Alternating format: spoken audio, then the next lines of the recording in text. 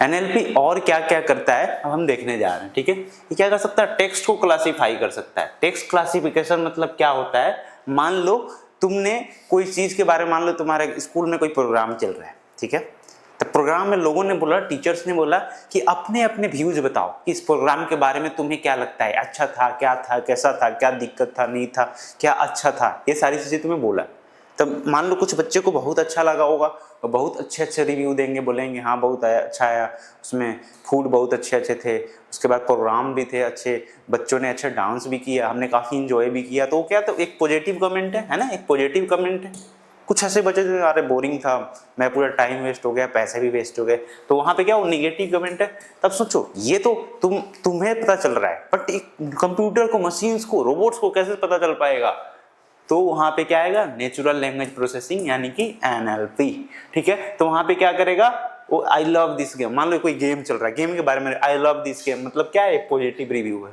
तो जो भी मतलब गेम बनाया उसको क्या रिव्यू देगा कि हाँ ये यूजर तुम्हारे गेम को पॉजिटिव गेम मतलब पॉजिटिव बोल रहा है, मतलब आई लव दिस गेम मतलब पॉजिटिव है, एक्साइटेड है तुम्हारे गेम्स के बारे में।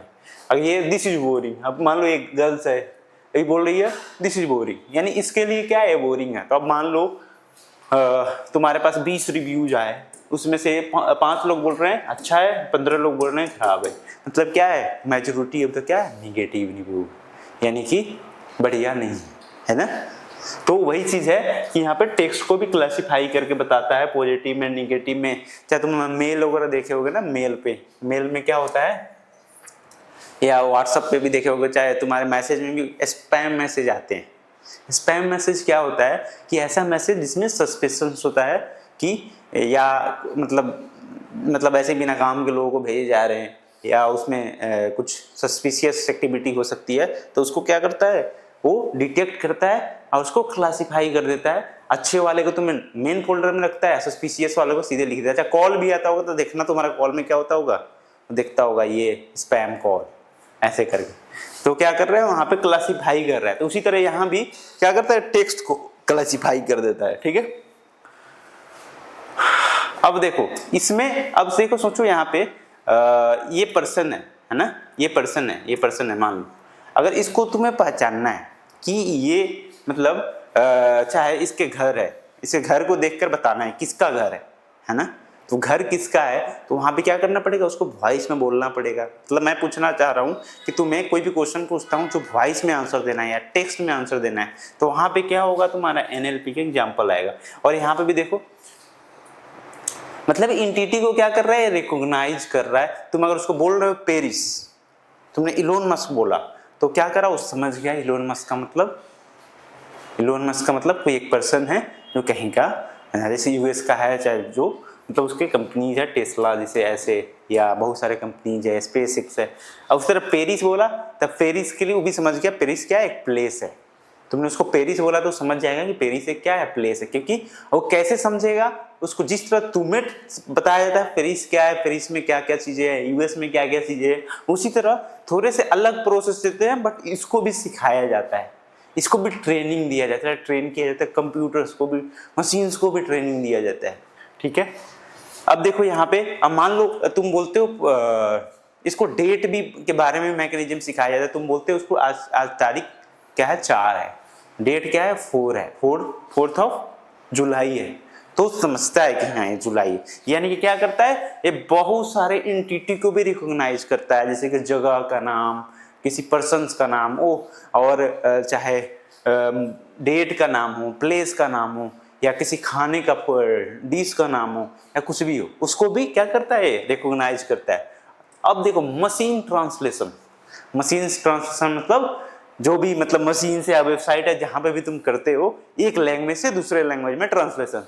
जैसे देखो यहाँ पे इंग्लिश से क्या करा हुआ है, स्पेनिश में। स्पेनिश तुम्हें आता है, नहीं आता है। इंग्लिश आता है, हाँ थोड़ा बहुत आता है। तो इंग्लिश को समझ सकते हो। सोचो तुम स्पेन में गए हो स्पोर्ट्स देखने, ठीक है, स्पेन में गए, वहां के लोगों को क्या आती है, स्पेनिश, तुम्हें नहीं आती है, तो क्या करोगे, तुम इंग्लिश आती है तो इंग्लिश में तुम क्या कर सकते हो, लैंग्वेज ट्रांसलेशन टूल में बोल सकते हो। आप उसको बोलोगे क्या करो, इसको स्पेनिश में ट्रांसलेट करके दो, और वो जो भी बोलेगा स्पेनिश में वो सुना दो सामने वाले को, सामने वाले को भी समझ में आ जाएगा और तुम भी घूम सकते हो।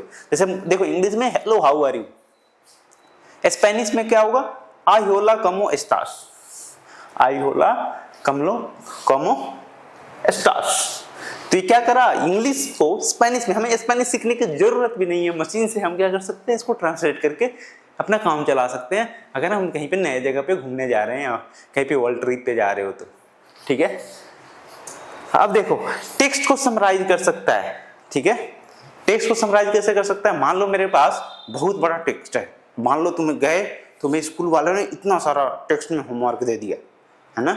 अब होमवर्क दे दिया, अब तुम पूरा लाइन बाय लाइन पढ़ोगे, बहुत सारी चीजें पढ़ोगे, मे भी ऊपर पढ़ोगे नीचे भूल जाओ, नीचे पढ़ोगे ऊपर भूल जाओगे, बीच में पढ़ोगे फिर तब तक फिर से शुरू से तुम पढ़ते रहोगे, तो वहां पे क्या होगा, तुम क्वेश्चन को अच्छे से समझ नहीं पाओगे, तुम्हें ज्यादा। तो अगर मान लो कुछ ऐसा मशीन्स में फीचर्स हो, वो क्या करे, वो पूरा टेक्स्ट दो और उससे पूछ लो कि ये कहना क्या चाहता है, तो फिर उसके बाद क्या कर सकते हो, वो तुम्हें मान लो समराइज करके 2-3 लाइन में दे दिया, तो उससे क्या होगा कि तुम इजिली समझ सकते हो क्वेश्चन को।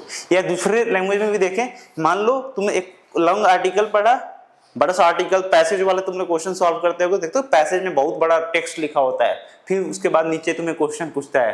जैसे मान लो तुम्हारा टेक्स्ट है मतलब साइंटिस्ट के बारे में जो मून पे गए हुए हैं, एस्ट्रोनॉट के बारे में, सॉरी एस्ट्रोनॉट के बारे में जो मून पे गए हुए हैं ना, तो अब वो सारा तुमने पैसेज पढ़ लिए, अब उसके बाद आगे क्वेश्चन उसमें पूछ रहा है, मान लो who was the first man on the moon.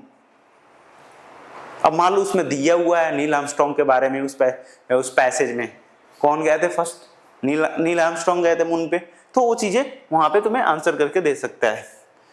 उसके बाद और डायनासोर लिव लॉन्ग है, मान लो डायनासोर के बारे में पैसेज है, अब उसके बाद पूछा कि डायनासोर कब तक रहा था, तो उसके बाद उसमें मान लो मेंशन है कि लिव लॉन्ग है, तो उस तरह का आंसर, यानी टेक्स्ट को हमें समराइज करने में भी हेल्प कर सकता है। क्या क्या करा अभी तक हमने, टेक्स्ट क्लासीफाई भी कर सकते, क्या क्या करा अभी तक हमने, टेक्स्ट क्लासीफाई भी कर सकता है, एंटिटी को रिकॉग्नाइज भी कर सकता है, ट्रांसलेशन भी कर सकता है, समराइज भी कर सकता है, क्लासिफिकेशन कर सकता है टेक्स्ट में, एंटिटी को रिकॉग्नाइज, एंटिटी मतलब डिफरेंट चीजें, जैसे कि प्लेस से नाउन होता है ना, नाउन है ना, उस तरह एंटिटी उसको मान सकते हो, पर्सन्स का नाम, प्लेस का नाम, डेट, किसी ग्रुप का नाम, किसी फूड का नाम, समझ गए।